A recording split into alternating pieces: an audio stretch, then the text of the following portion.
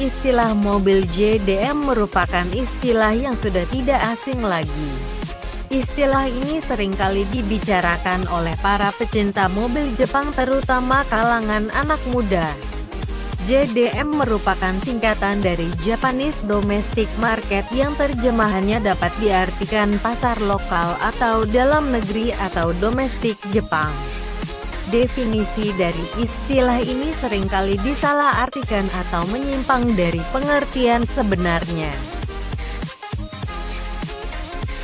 Apakah JDM itu? Pengertian sebenarnya dari JDM adalah mobil buatan pabrikan resmi yang hanya dipasarkan atau dijual khusus untuk pasar domestik atau dalam negeri Jepang.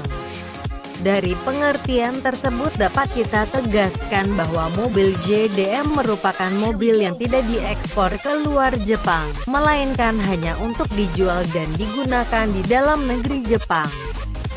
Spare part JDM tentunya memiliki pengertian yang sama, atau secara ringkasnya spare part JDM adalah spare part dari atau untuk mobil JDM tadi. Jadi bukan sekedar spare part OEM Jepang, made in Japan, atau buatan tuner Jepang.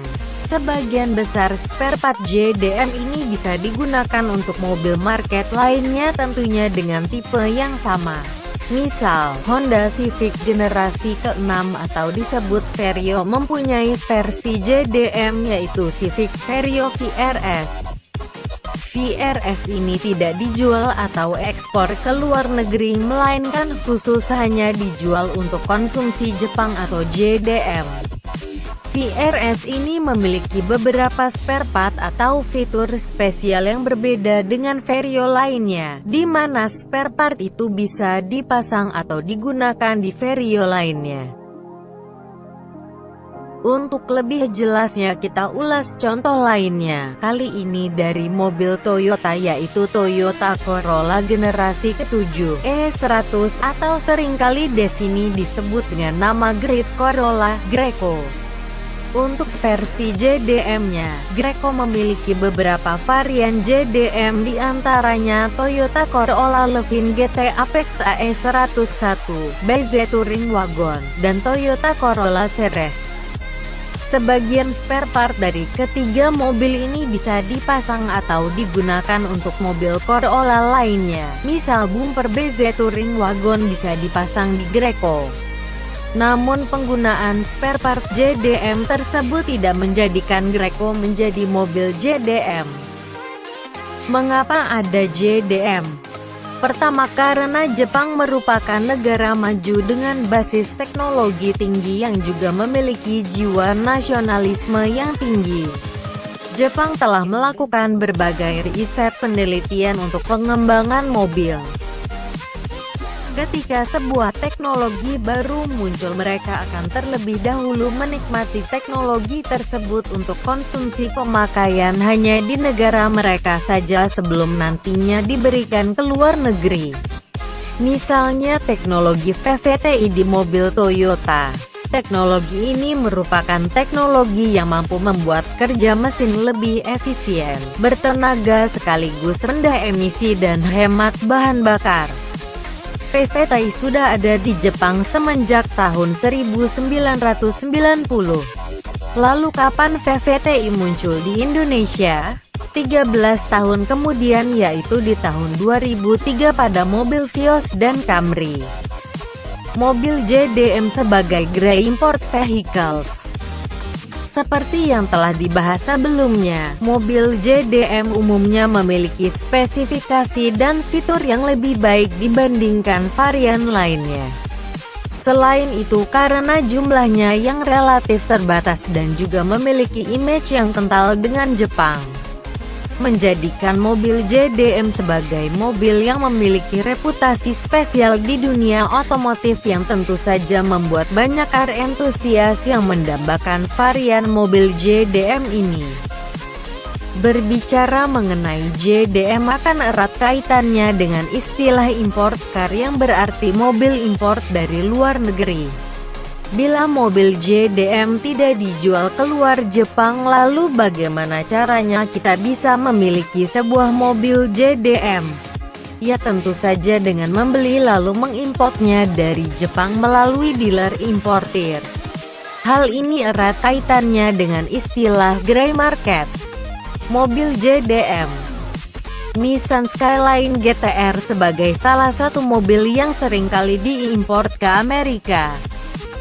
Salah satu contoh yang populer dari mobil grey market ini adalah Nissan Skyline GTR. Nissan membuat mobil ini hanya untuk pasaran dalam negeri sehingga mobil ini termasuk ke dalam kategori JDM. Akan tetapi popularitas Skyline di dunia otomotif terus meningkat, termasuk di Amerika. Hal inilah yang membuat car enthusiast di Amerika mengimpor Skyline melalui jasa importir di mana importir tersebut melakukan perubahan spesifikasi mesin dan emisi terlebih dahulu sehingga mobil tersebut bisa lolos masuk ke Amerika. Meskipun setelahnya para pemiliknya mengubah kembali mobilnya ke spesifikasi semula sehingga pada beberapa kasus mobil ini kemudian disita oleh polisi federal. Melihat hal tersebut, Nissan pun memutuskan untuk menjualnya secara resmi, sehingga kini generasi terakhir mobil tersebut yang bernama Nissan GTR telah secara legal bisa dibeli di Amerika. Varian selain JDM seperti telah disebutkan sebelumnya, pembuatan dan penjualan mobil berkaitan erat dengan regulasi masing-masing negara. Selain regulasi ada juga faktor lainnya seperti pertimbangan kos, karakter pasar, daya beli konsumen, sampai ke pertimbangan iklim atau musim negara tujuan. Hal inilah yang membuat produsen mobil menciptakan beberapa varian mobil dari satu tipe mobil untuk menyesuaikan faktor-faktor tersebut. Selain JDM, varian lainnya diantaranya adalah USDM Amerika, EDM Eropa, Asia, selain Jepang, Australia, dan Selandia Baru. Untuk Indonesia sendiri masuk ke dalam kategori market Asia. Meskipun di beberapa negara Asia seperti Thailand, Malaysia, dan Singapura seringkali memiliki varian mobil dengan spesifikasi yang lebih baik ketimbang negara Asia lainnya.